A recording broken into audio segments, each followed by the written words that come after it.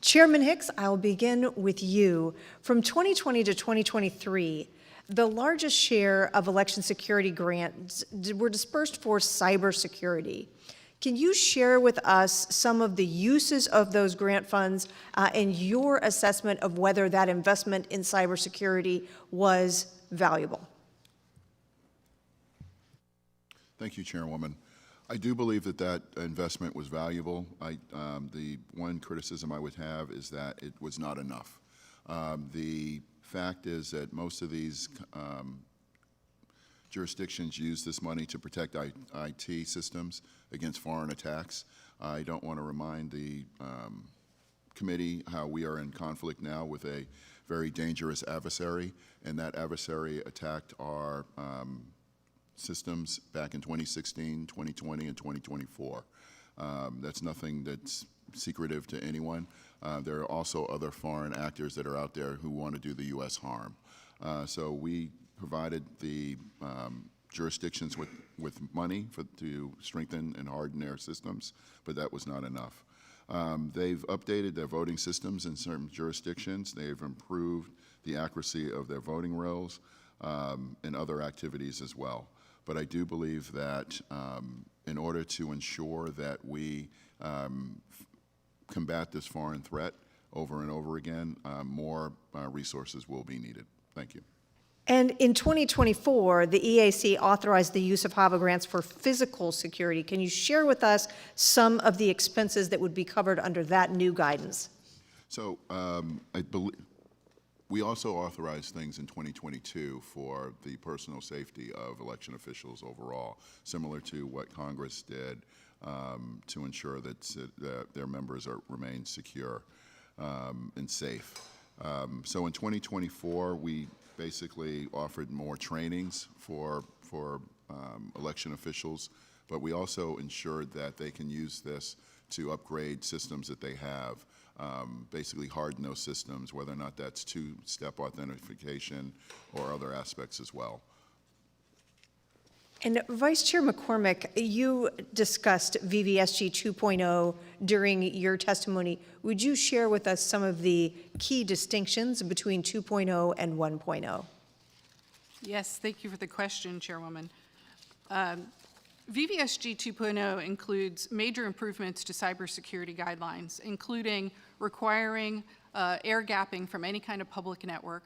We have prohibited wireless technology in the machines. We've also provided that there must be multi-factor authentication for all the systems. Another thing we have done is that we've required physical security and data protection requirements.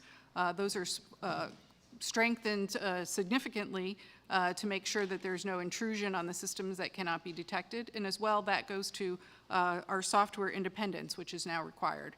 Software independence helps us identify whether there's been any compromise to the systems. We also now are requiring penetration testing before the systems even come in for test. So we've done a number of upgrades to the VVSG 2.0. As I said, we have 2 systems that have gone through this process and have been certified by the EAC now. Those are now hitting the market for the first time. We have 5 systems under test. And we're also looking to upgrade from 2.0 to 2.1 and looking at things such as barcodes and wireless technology and other ways we might be able to continue to strengthen the security aspects of our guidelines. Mr. Palmer, you just mentioned during your testimony, you gave several really interesting recommendations, but one related to helping state and local officials with cybersecurity. You touched on the evolving role of CISA.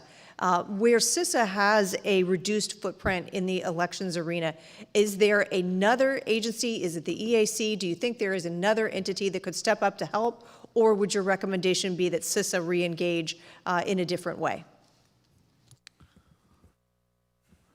Thank you, Madam Chair. I think that CISA is reducing its footprint, and the EAC, because it's the agency that focuses on elections primarily or solely in its core mission, that we have a responsibility to provide services across the board to election officials. And so many of those services have been picked up by the EAC. Sometimes it's the federal agency coordination, or it's trainings that have been going on across the country.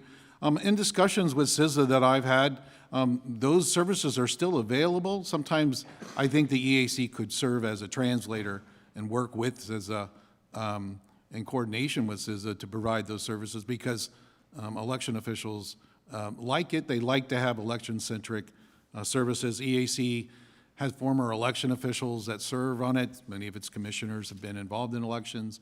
And so a very professional group of former election officials that can, sort of translate for the rest of the federal government what they want from the federal government. So Thank you, Mr. Palmer. Thank We you. are out of time.